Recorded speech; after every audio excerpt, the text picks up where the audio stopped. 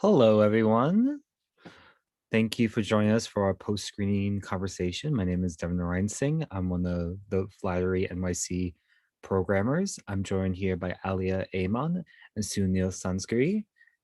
Before we begin, we just want to thank the Flaherty for a year at this point of support, over a year of support. And it's been really an honor to put together this final program with these incredible filmmakers who we would like to invite to join us now for the post-screening conversation.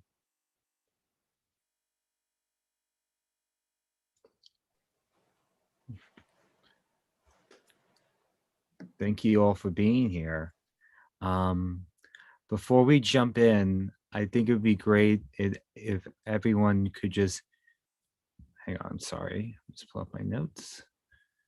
If everyone could just introduce themselves, their film, where they're based, and what time it is, because I know we got people from all around calling in. So how about we start off with Vashti?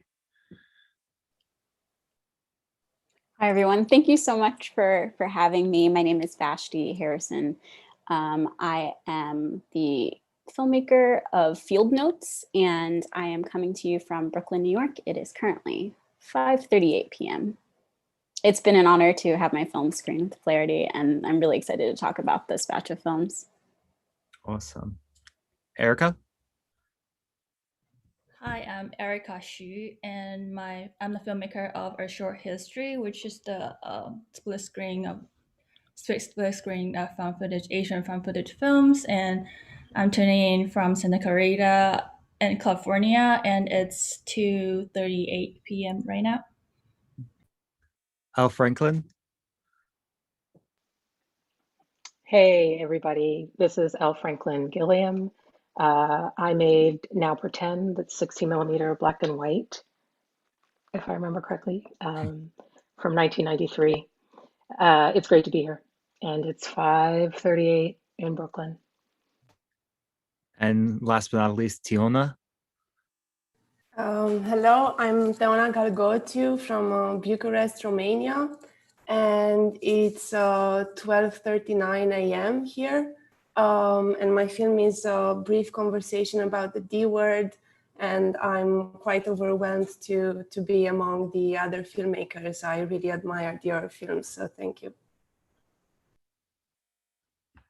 Yeah, awesome. Just as a starting point for us to begin something, if this resonates with anyone, feel free to jump in. If something and we want to go maybe a different direction, feel free to take it into a different direction.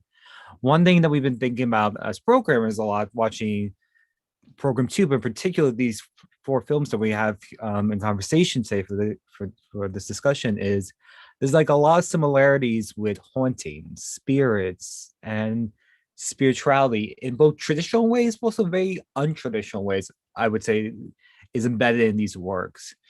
And could an encounter with a memory or memories, as all of these works have aspects of encountering memories in different ways, but still significant to these works, be a form of a ghost story, or even be a form of a spiritual encounter of sorts? And how does this factor? How does film factor into this sort of happening or haunting or experience, if you would like to call it that? Is anyone that would like to jump in first? I'm happy to start since my movie kind of deals directly with ghosts in the title. But I think what your question reminds me of is just how I haven't shot with film in a long time. And I'm watching these movies, and I'm watching my movie and thinking about how ephemeral the feeling is and the quality of shooting something on film and trying to capture it and expose it. And that's a lot of what was going through my mind in trying to create images that expressed these stories that talk about something so illusory and something so intangible, and to capture these moments on screen to help to make them feel more real, and to bring this thing, at least for me, that was stories about a culture that was my own, my family's, but I didn't grow up with. So part of what I was feeling was how to make something that was just a story, just a folk tale, into something real and tangible for me, this kind of outsider, this kind of other, through this specific means of storytelling and filmmaking.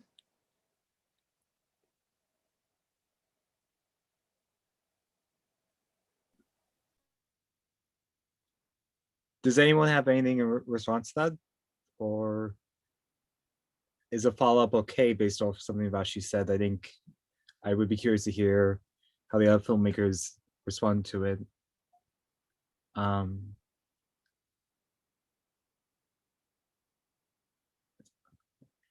Well, one thing you said, Vashti, that I think is really interesting is you're speaking to this idea of materiality in your work, but also how that is how you're making real, because of that distance of being both inside and outside at the same time during the process. And I think in Erica's film, temporalized, there is that distance. As we're talking about, we have this archive of Asian found footage, but yet the issues of what's happening in Taiwan is very present. In Al Franklin's film, there is again those temporal natures as well, with making real, reinterpreting the iconography that's been put out in society, but also there's that temporal making real with the interviews with the parent.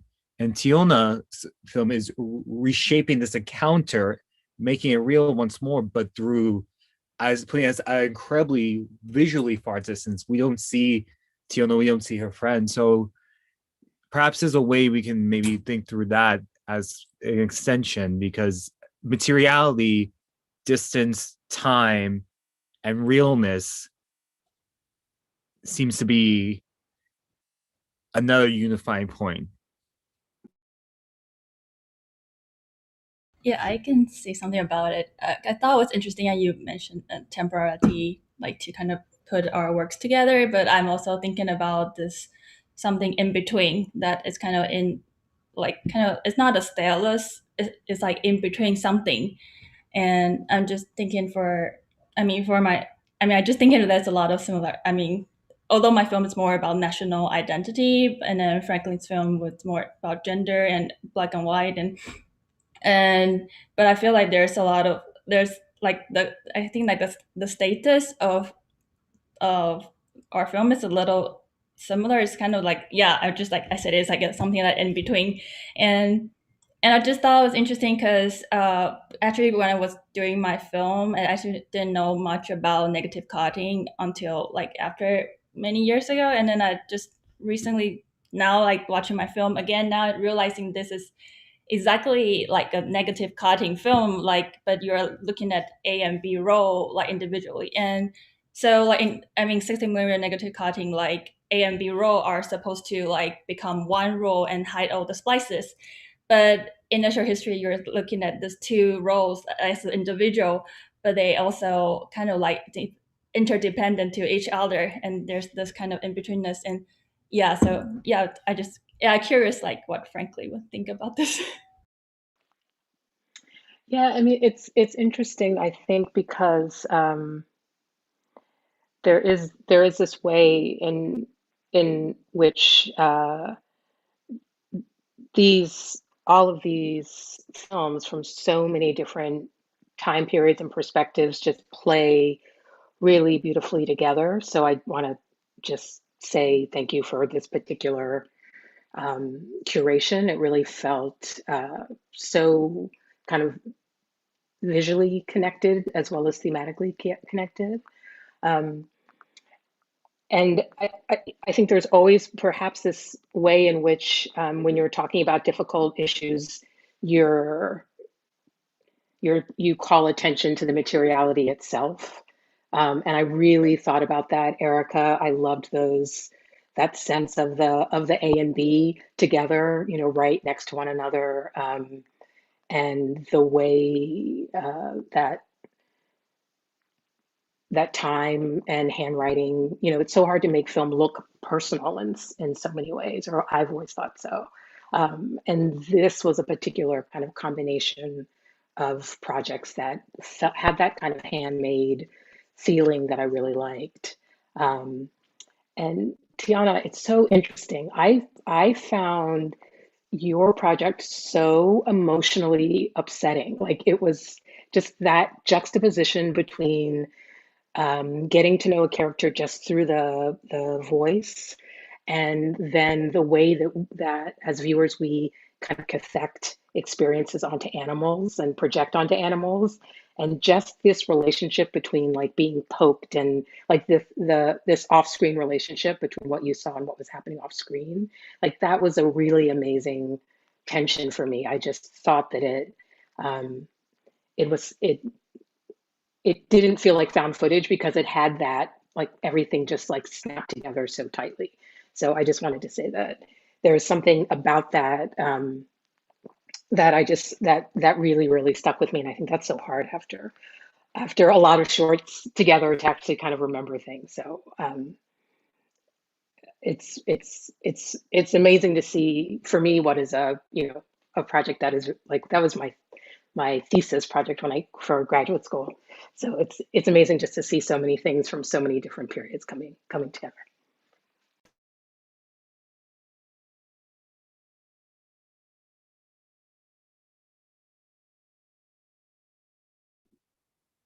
Teona, any thoughts to any of the questions that have been posted before? Any other points you just want to jump in with to open the comments? Thank you, Franklin. I really resonated with what you said now, and for me it was a very emotional experience to watch the other films, because they have these formal similarities, but also I think all of them are about borders in a way. And yeah, now watching my film after some years, and also about what you said, Devon, about ghosts. I never thought about my film from this perspective, but now I was thinking that these animals that lived so many years ago, and their presence, which is quite powerful sometimes for me in a negative way, but yeah, I mean, all the people who watch my films can see these animals who are dead for such a long time. And yeah, it's the first time I'm thinking about them as some kind of ghosts who returned through this story.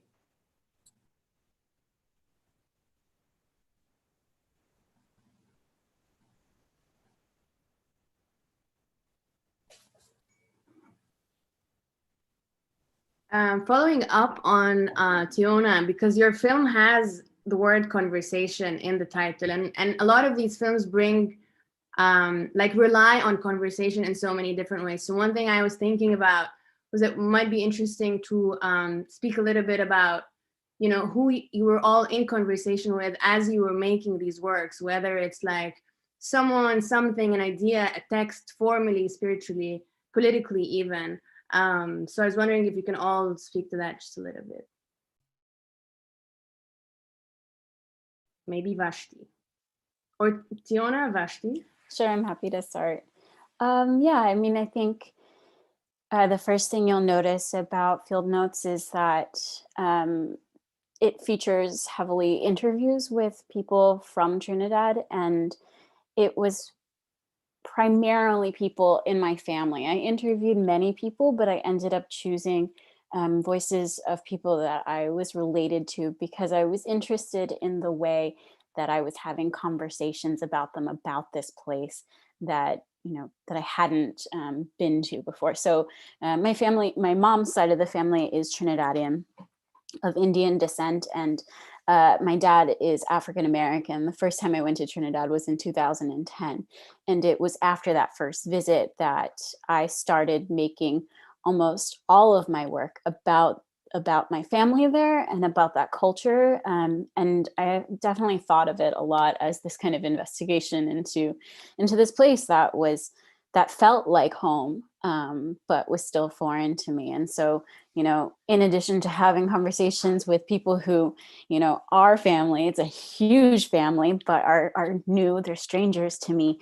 It's this introduction into a culture, but also, I'm having so many conversations with myself about who I am, who am I to tell these stories in this way, to use this formal language that feels, ethnographic, and it's, inherently post-colonial. Who am I to make this story in 2000, and I think in 12 was when I started filming, but it came eventually. I decided to put my own voice in the film as well, to be a character, to be the investigator. I was definitely thinking a lot about nature and nature explorers, and so it is kind of structured like this kind of field guide into the places where the natural and the supernatural collide. And so, more than anything, I was overwhelmed with the physicality, with the nature and trees and silk cotton trees and bamboo patches. And I was really thinking a lot about, the relationship that humans and stories have to the land.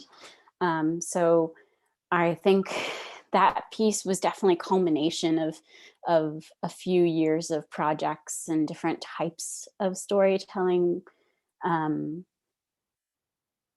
And it's interesting to look back on it now, because personally, as my career has shifted, I make commercial work, I make work for children now, and I'm interested in the way that I'm interested in thinking about who I was when I was telling that story. So I'd be curious now to have a conversation with that person and think about, I felt very nervous about making something that felt ethnographic, that felt like it was exploitative of people, of a culture that wasn't necessarily my own, because at that time I was having so many feelings about the fact that I felt so different. I felt so American in this place. And then in terms of race, because all of the family that I was interacting with are of Indian descent, and there is such a divide in the country between the Africans, people of African descent, and people of Indian descent, it is, very much kind of laid to bear right in front of you. When someone sees me, they know exactly what kind of background I have, and they don't hide it. And so I was like, really trying to kind of reckon with being, called out on who I am racially in this space. So it's there's a lot going on there. It's interesting to think about the way so many of us are having those like deeply personal conversations in this way, and I'm curious about that choice. I haven't made films like that in a while. The process of collaging the interviews, the process of designing those sounds and putting them together in that way, and how you can put something so personal to bear on in this medium.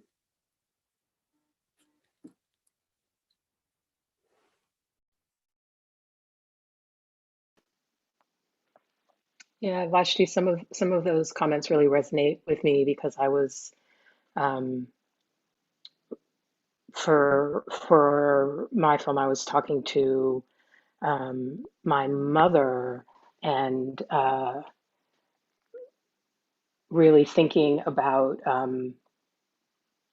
I was responding to kind of to theoretical texts and also historical texts. Like I was, I had read all this Fanon on my own, but hadn't sort of looked at it in an academic context, and was really thinking kind of analytically about my own childhood. And I sort of thought, wow, so my mom tried really, really hard to just like, in with like three daughters to work really hard on creating this like Afrocentric world for us at a moment that was incredibly, in which segregation was incredibly fresh.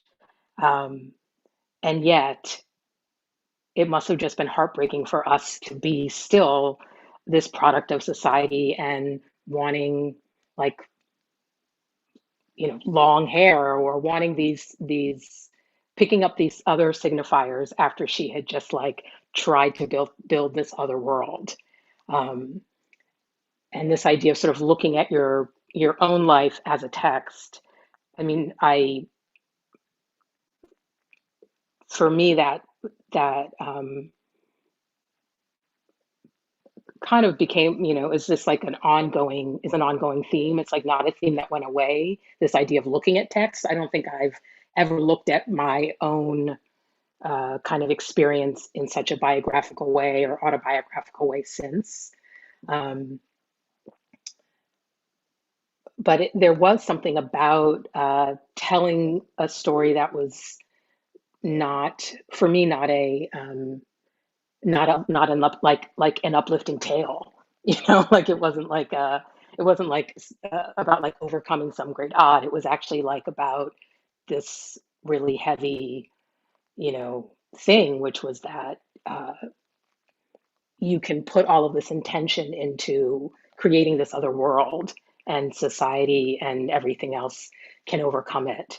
Um, so I think just formally, I really appreciated Vashti, just this overlay of interrogation that you had. It seemed so, it felt clinical in a way, um, and also personal. And I thought some of those formal decisions you made were really smart, and it felt like both like personal and yeah, personal and clinical, if I can use that word again. I don't think it's really right. But it seems like a good way to balance those two kind of components.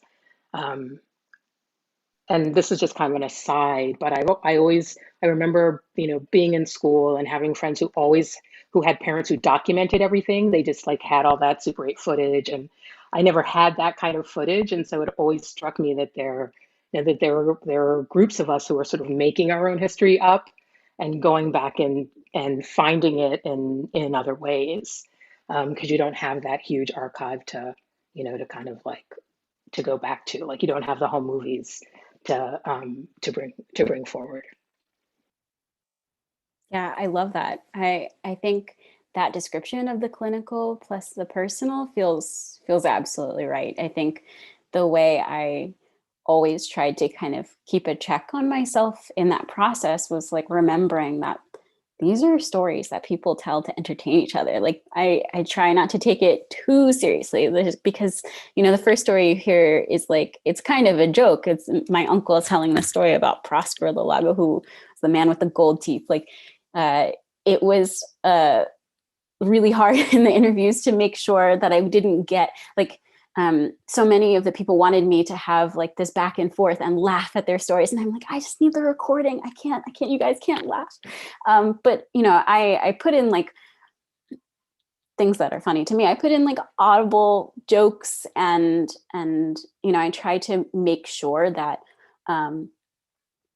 what ends up feeling at least really personal to me is how, I'm trying to create kind of a visual version of how sometimes these stories are told to entertain us and told to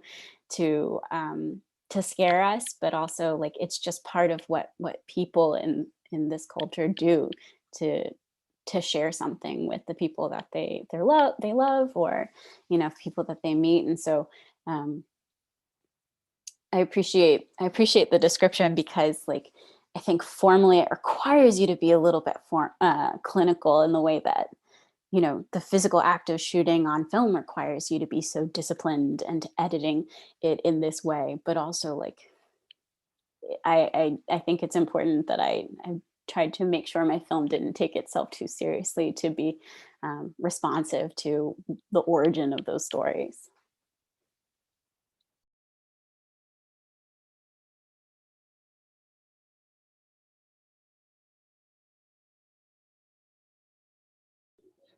Teona or Erica, did you want to respond to that as well? This question of who you're in conversation with, spiritually, metaphorically, literally.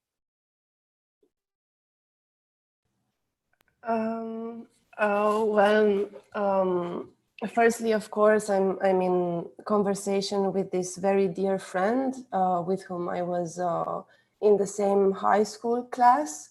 And even though we were going through very similar experiences, I think that a lot of time you can understand much deeper what's happening to the person next to you than what's happening to you. So I think I wasn't able to talk about what I was going through, and this friend was sort of like a mirror to me. But at the same time, I mean, even though this conversation between us was very important, because during high school, I think we weren't ready for this conversation. And we had it, I was in the second year of university, so maybe 3 years after it happened. But at the same time,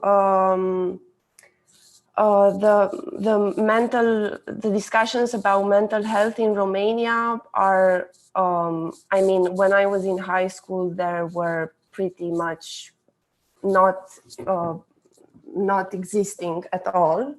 And now things are slowly getting better.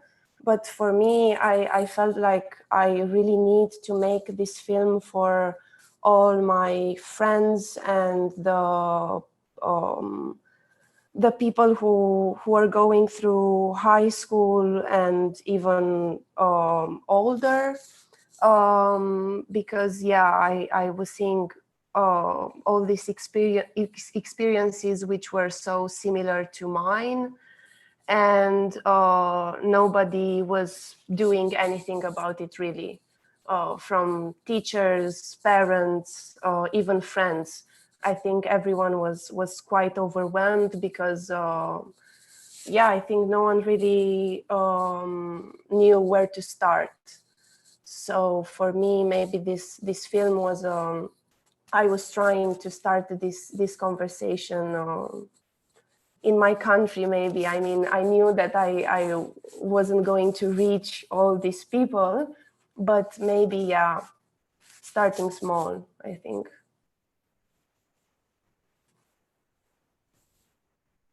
Just a quick follow-up to that with Teona. I'm curious about your choice of images to accompany the conversation. Was that something you thought about earlier, or like how did that come about? No, actually, I had this conversation with my friend, and I knew from the start that I didn't want to show his face because he didn't feel comfortable with that. And I knew I had to find something visually, but I didn't want to use something that would be literal and that would be like a sort of explanation for what we were talking. And I spent some full days looking for something I could use. And on this site I've been following, I've been using a lot since, archive.org. I suddenly found this footage, and I knew right away. And it was a very powerful discovery for me. And as I was saying before, it almost felt too violent. But I think in that moment I needed something violent, because I mean, what I was feeling and what my friend was feeling was very violent. So I didn't want to use something lighter just because.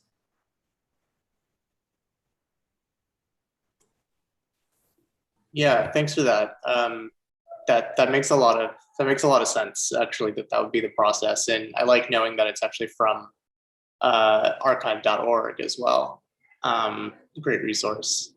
And that we have actually that leads into the next question, because the question that we were going to ask is basically about this like line between preservation and destruction. I mean, they kind of like one feeds into the other in different ways, right? What one person deems worthy of preservation, another might want to destroy. So yeah, how do your works feed into these notions of preservation, either on a personal level, on a collective level, or on a historical level? And Erica, I think about your work in terms of the what we would consider like the archive or these film excerpts from various sources relating to Asian identity. And I was curious to hear your thoughts on this question of preservation versus destruction, because on the one hand, direct animating on these film strips is in a sense destroying them, but we're also digitizing these materials. And yeah, I was curious to hear about that. Yeah, I feel like when you're directly working on those film, and like it was very instinct and very responsive, and actually the narrative is actually really coming from responsive to the two title of the two found footage role I was working on. One is about China, the other was about Japan, and they were all like English sub and dubbed promotional, educational films. And I mean, I feel like it's kind of like Perfume Nightmare, Tahimi's Perfume Nightmare, that you take that back to and then tell your own story. So that's part of it, about destroy or reconstruct memory and stuff. And yeah, and what I was mentioned about this thing about responsive is actually I had this chance to like just make a film out of this cabinet of found footage. I just look through them and then just immediately I noticed that why am I like immediately like drawn to these two Asian titles. Like I'll just look at them. Why didn't I look at all the bicycle accidents or those kind of educational film, and then realize how these are so close to me as being a Taiwanese. And also respond to the earlier question about conversation. And I was also thinking this film is similar to Vashti was saying about it's asking about who I am, but it's from a very lonely and from a very like helpless perspective. Like it's like a calling for help, and actually and then it's like not really knowing who to talk to, but kind of need to express of like my situation, and in a kind of personal way, that personal identity, but also about my national identity situation. Yeah, absolutely. I think of the question of preservation and destruction in relationship to identity, definitely, in relationship to national identity and like myth making as well.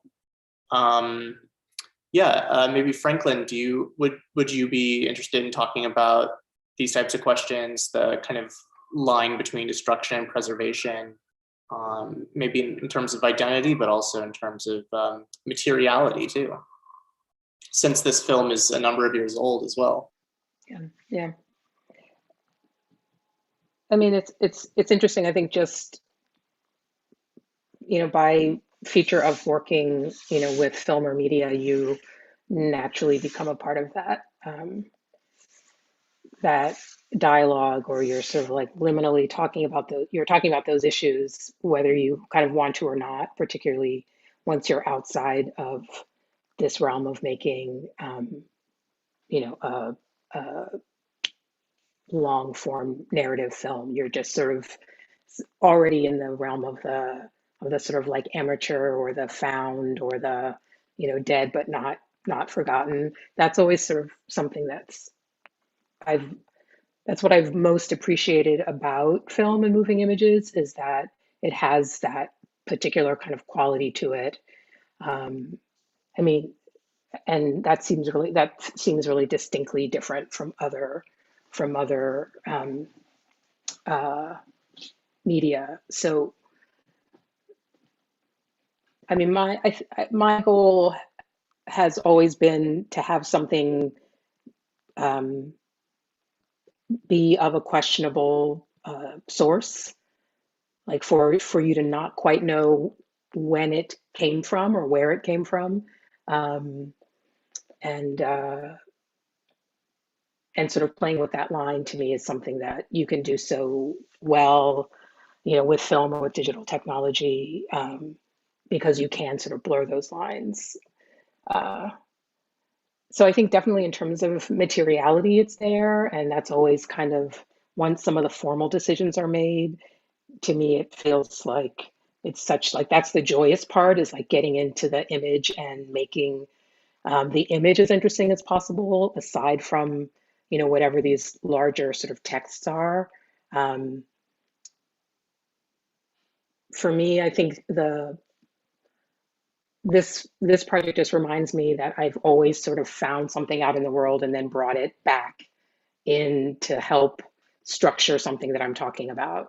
And so I was just sort of like thinking about that, whether that kind of comparison is just something that naturally happens if you're dealing with a media that is, you know, you're trying to make a mass media form personal in some way.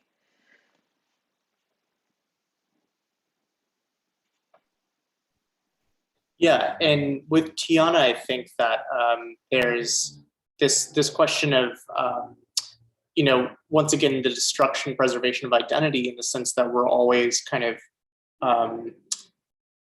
throughout our lives, we change many times, we destroy ourselves, we rebuild ourselves many times. I was wondering if you had any interest in talking about maybe how this film has even transformed you in some way through the process of making it, if it did at all. I think at first it felt very liberating, but then there were different phases that I think they were more about guilt, because I suddenly felt that I'm sort of using this very fragile experience of my friend, and that it's somehow not enough. And during the Q&As after the screenings of the film, I felt that I don't know, I shouldn't be there somehow and talking about his experience and about mental health in general, as if yeah, I felt like there are people who know better, or and then after some meetings with my friend that happened like years in between, I think I finally embraced this process, and I was able to stop putting this pressure of wanting to solve with the short film all the problems I had with how mental health is treated in Romania. So yeah, I think it was quite a long process, and during the film, and I think this happens quite a lot actually during the editing and the making of a film. You can feel sort of enthusiastic, and then after some time all these questions pop up, and you start to feel sort of anxious, and the film is is finished and you can't really go back. But I think that's why all these conversations for me sometimes are more valuable than the film itself. I agree 100%. I think the conversations are vital for discussions and to bring these works both geographically apart and temporally apart together for discussion now. To wrap it up, Erica, Teona, Franklin, and Vashti have touched upon in various different ways their relationship to the work, or just their process to the work now and looking back on that now. I'd be curious to end with you speaking to that too as a short history. I mean, we were talking about this for the screening, like we met in New York, like right around the same time we were both in school, and this was me in that period. And just looking back on the work now personally, and also where it is in terms of Taiwan, as a lot has changed since 2017. A lot has and has not changed since 2017, when the work was made. You mean like my work, my recent work, or my work body? Sorry, I'm doing really quite great. Get the question. Your work, just like your relationship to the police, to see it again, to engage with it again. And like, I mean, you said, well, like it's a good piece to recycle. I think that it's also an interesting idea to think about, the idea that like this is a piece that can keep going years on. Yeah, I think it's especially it's so special to especially in this program, in the term like, yeah, in the whole conversation in, I guess, anthropology or like collective memories and like different ideas of history. And yeah, I actually never thought that this work can go beyond like national identity. I never thought that it can put in conversation with all other, you know, issues that we were addressing in this room. And it was great pleasure and so grateful to be here, of course. And I don't know, I feel like this for actually have a little emotional response like right now looking at a short history, because I'm thinking, I'm not sure it's going too far, but it's like I'm thinking about like the Asian hate crimes, and then the US and China conversation, and how like Taiwan is kind of in this weird situation of like, I don't know, like for myself, like living in US as a Taiwanese, it's like you're part of Asian community, and then but Chinese government, and not say China, but Chinese government is also a threat to your identity, and all that is actually really connected together. So it just made me think a lot about how, I guess how emotion was raised, and how, I guess, I just think about a lot about how to stand myself, that where to put myself at, like how. And then like you were saying earlier about how conversation is really important, that I think for a short history, it doesn't really try to tell you something. It's not a telltale film. It's kind of like try to make people engage with something that is so personal, and actually realizing it's so political, and how it's so, and and then I guess like raise kind of empathy in everyone's, I guess, and then like have more conversation. Yeah. Thank you. And thank you for, sorry. No, I was just going to say that I think that's exactly right. I mean, these are all such relatable and personal films on so many levels. And I think that's really what connects a lot of these too, is how personal these are, whether it's dealing with our family members, our national identity, other forms of identity, mental health. And I thought that was something that the last thing you said was actually what I thought connected these films almost all together.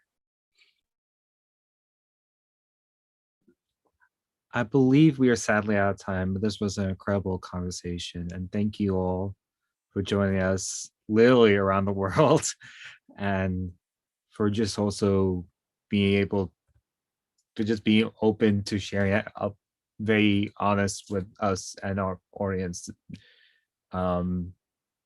About yourselves, your work, and your life. This was a really meaningful conversation. Thank you all so much again. Thank you. Thank you guys. Thank you for Thank you so programming. much. Yeah, Thank you. wonderful. Enjoy the rest of your mornings or nights.